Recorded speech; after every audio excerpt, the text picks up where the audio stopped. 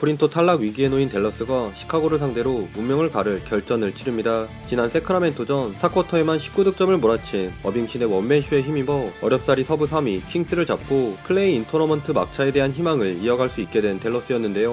It's not over till it's over.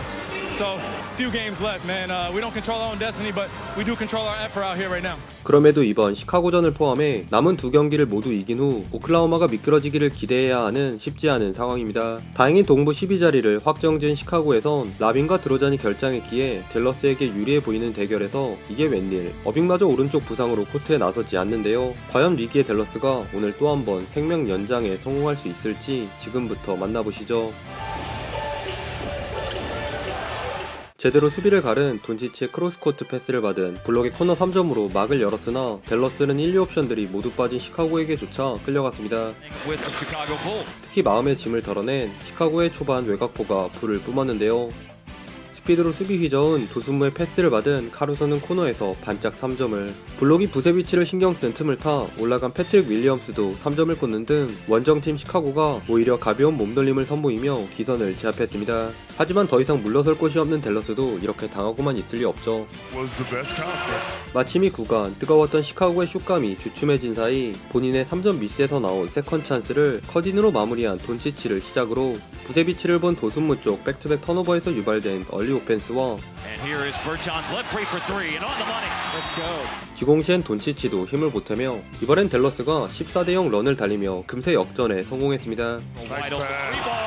그러나 댈러스의 이 기세는 쿼터 막판까지 이어지지 못했는데요. 도라르방 수비를 시전하다 언드래프트 득보 칼릭 존스에게 3점을 내준 돈치치가 1쿼터 시도한 3점 5방을 모두 놓치며 평균 득점 2점대 선수들에게 성적 세탁을 당하는 치욕을 겪은 결과 가까스로 3점차 리드에 만족한 채 1쿼터를 마쳤습니다.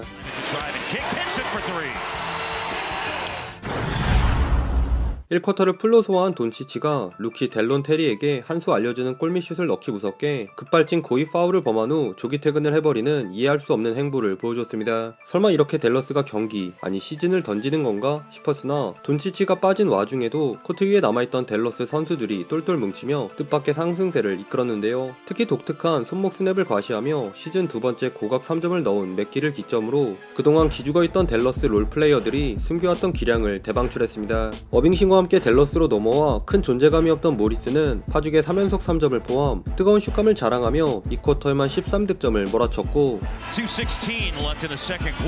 당돌한 신인 하디도 자신감 넘치는 플레이에 이은 외곽포로 힘을 보태며 댈러스가 한때 15점을 앞서 나가기도 했습니다.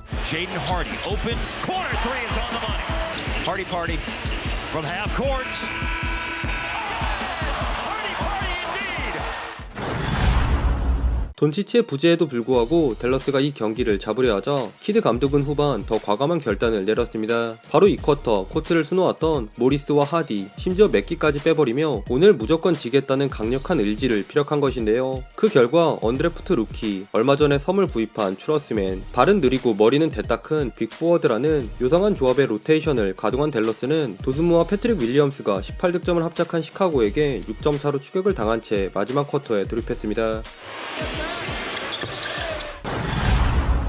양팀이 내세울 수 있는 최악의 라인업을 가동한 4쿼터 도토리 키재기 대결에선 하마터면 이길 뻔했던 위기를 모면한 댈러스가 수단과 방법을 가리지 않고 어떻게든 시카고에게 승리를 양보하려는 모양새였습니다. 무엇보다 빅맨은커녕 포워드라 할 수 있는 선수도 전무했던 극단적인 스몰 라인업이 정말 대단했는데요. 반면 코비 화이트, 도슨무, 패트릭 윌리엄스를 기용한 최소한의 성의를 보여준 시카고는 꼬꼬마 댈러스의 골밑을 휘저은 언드래프트 출신 테리 타일러의 8득점 활약에 힘입어 역전에 성공하며 댈러스를 잡고 큰 의미 없는 1승을 추가했습니다.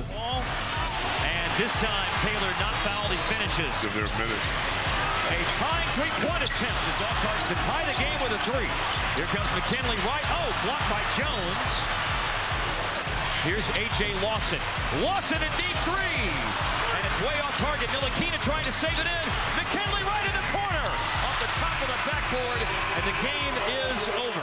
최종 스코어 115대 112. 올 시즌 본 경기 중 가장 확실한 게임 플랜을 들고 나온 댈러스가 목적을 달성하며 스스로 시즌 엔딩 버튼을 눌렀습니다. 사실 작년 컨퍼런스 파이널까지 올라갔던 댈러스가 이 정도로 떡락한 건 누가 봐도 어빙 트레이드가 시발점이었는데요. 어빙을 데려오기 전까지만 해도 헬서브에서 돈치치를 중심으로 똘똘 뭉치며 플레이오프 가능성 96%를 달리던 댈러스는 어빙 영입 후 두 달이 채 지나지 않아 11위로 떡락하는 악몽 같은 결과와 마주하며 고개를 숙여야 했습니다. 현재와 미래, 거기에 팀의 주축 윙포워드까지 내다버린 댈러스의 몰락은 어찌 보면 예견된 일이었는데요. 과거 릅신과 좋은 합을 보여줬던 어빙이었기에 혹시 돈빙신 듀오의 화끈한 공격력으로 수비 손실을 만회할 수 있지 않을까 했으나 공격은 관중을 부르고 수비는 승리를 부른다는 명제만 증명하는 꼴이 되고 말았습니다. 솔직히 돈빙신의 시너지가 기대한 만큼 나오지 않았음에도 워낙 개인 기량만큼은 출중한 선수들인지라 스탯에 찍히는 개인 공격력 자체만 보면 훌륭했지만 어렵게 넣고 너무 쉽게 내주는 수비가 치명적이었죠. 상대적으로 작은 앞선 수비는 말할 것도 없고 인사이드조차 간헐적으로만 쓸 수 있는 맥기를 제외한 클리바나 파웰도 큰 역할을 해주지 못하며 뒷빙신 듀오는 역대 최악의 올스타 듀오로 이름을 올린과 동시에 어빙의 도장 깨기 서부편도 역시나 드라마틱하게 막을 내렸습니다. 한편 뒷빙신 듀오의 유산을 통해 팀을 재편성한 브루클린은 리그 최상급 수비력과 내구성을 겸비한 브리치스의 각성을 등에 업고 동부 6위로 플레이오프에 안착했는데 댈러스는 시즌 막판 경기에서 탱킹이라 참 아이러니한 상황이 아닐 수 없네요. 이제 오프시즌 어빙이 어떤 행보를 보여줄지가 관건인데 저번 트레이드 영상에서 고정해놓은 댓글처럼 되고 있는 것 같아 뭔가 흥미진진해지네요. 오늘도 시청해주셔서 감사하고요. 그럼 다음 영상에서 만나요. 안녕.